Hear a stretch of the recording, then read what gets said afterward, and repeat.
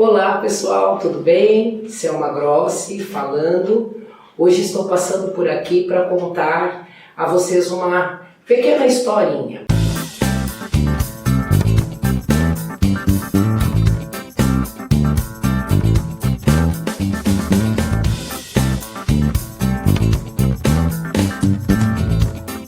Na época, eu acredito que em 2000, 2002, no máximo isso, o que acontece? Fui fazer uma audiência lá na Avenida Rio Branco. Quem é dessa época sabe-se que a Justiça do Trabalho não era centralizada como é hoje na Barra Funda. Nós tínhamos vários polos e um deles era lá na Avenida Rio Branco. E aí fui lá fazer uma audiência, aquele prédio super apertado, o espaço das audiências, sala de audiências eram bastante apertados. E aí estou eu lá, logo pela manhã, por volta de umas 8 e pouco, a minha audiência aí era lá por umas 9h30, mas tinha aquelas pautas de 1 em 1 minuto. E o que acontece? Estou lá sentadinho num banquinho, eu, o reclamante e mais uma testemunha. E aí o reclamante sentou ao meu lado, eu conversei com ele, conversei com a testemunha, perguntei se ele já havia ido ao juízo e de repente, pessoal, comecei a sentir um olhar vindo de frente. Sabe quando aquilo começa a incomodar, você percebe que tem alguém te olhando? E aí eu virei, olhei para a pessoa, quando eu olhei eu me deparei com alguém usando um terno verde claro, que eu não me esqueço até hoje. Tinha uma pinta aqui no queixo. Ele olhou para mim assim e deu um sorriso. E aí eu já pensei, ganhei o dia. Porque ganhei o dia, 8 e pouco da manhã, um advogado bonito por sinal, olhando para mim e sorrindo. Falei, pronto, olha que beleza. E aí continuei conversando e percebi que aquele olhar continuava. Mais uma vez eu olhei para ele e aí ele estava de braço cruzado, me encarando. Disse, mas que estranho, achei meio esquisito. Mas tudo bem. Continuei conversando, aquela pessoa sumiu no meu olhar ali por uns minutos. Eu até confesso que levantei, dei uma circulada, que pensei, vai que ele está tomando um café e nós podemos prosear um pouquinho. Mas beleza, fiquei aguardando a audiência, aguardando. Quando chamou a audiência, que abriu a porta, e aí eu olhei, vi um juiz lá na ponta, aí eu olhei e disse, nossa, já vi esse rosto em algum lugar. E aí eu percebi a casa cair, porque era o homem de terno verde com a pinta no queixo, ele era juiz. E aí eu pensei, o que será que me armaram? Porque ele ficou sentado me olhando, até então eu não sabia o que poderia ocorrer. Quando eu sentei, ele disse, doutora, tudo bem? Eu disse, tudo. Aí ele disse, eu já vi a senhora hoje. Eu disse, sim. E aí ele disse, a senhora vai ouvir testemunha e a advogada da parte contrária dizendo o seguinte, excelência, ofício para a OAB diante da conduta da advogada, estava manipulando a testemunha. E eu, caindo de paraquedas naquela situação, disse, não estava manipulando nada. Aí eu disse, excelência, não estava manipulando. Ele disse, doutora, conta fatos, não há argumento. Eu vi. Eu disse, realmente o senhor viu, mas nem tudo que parece é. E aí continuei. Quando eu fui chamar minha testemunha, olha a importância de se conhecer o processo do trabalho.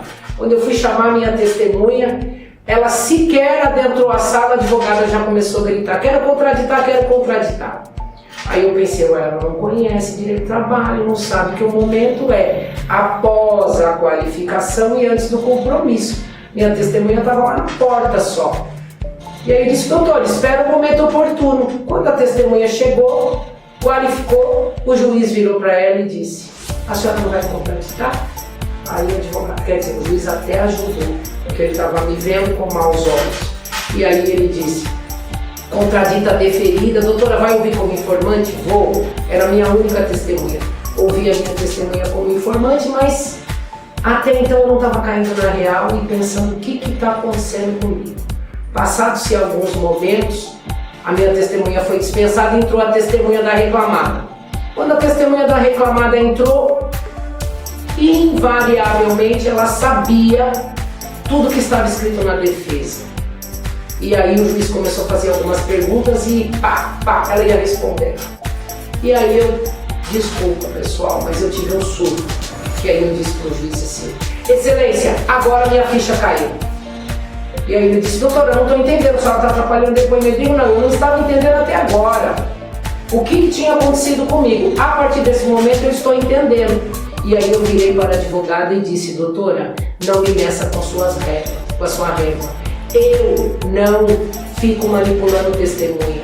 Eu estava conversando com a minha testemunha, mas eu não estava dizendo para ele o que era para ele dizer aqui na audiência. Ao contrário da sua, sabe exatamente tudo que a senhora está falando.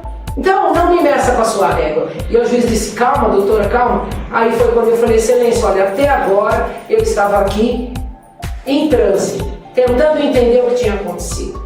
E excelência, o senhor está vendo aquelas duas pessoas que estão sentadas lá? São os meus alunos, eu pedi para que viesse assistir a audiência. Sou professora, eu jamais teria uma conduta dessa. Outra coisa, eu não sou inocente. Se eu tivesse que manipular uma testemunha, eu jamais o faria aqui na sala de audiência. Mas fui realmente pega de surpresa, devo tirar o chapéu para a colega. E aí o juiz disse, calma, doutor, a senhora é professora? Digo, sim. Ele do quê? Aí eu falei, direito de trabalho, processo de trabalho, prática trabalhista. Ele disse, poxa, que legal, doutora. Vamos lá, tá mais calma? Eu disse, estou. E aí ele continuou ouvindo a testemunha, até que um momento, quando do encerramento da oitiva, a advogada disse, excelência, não esqueça do ofício à OAB pela conduta da advogada.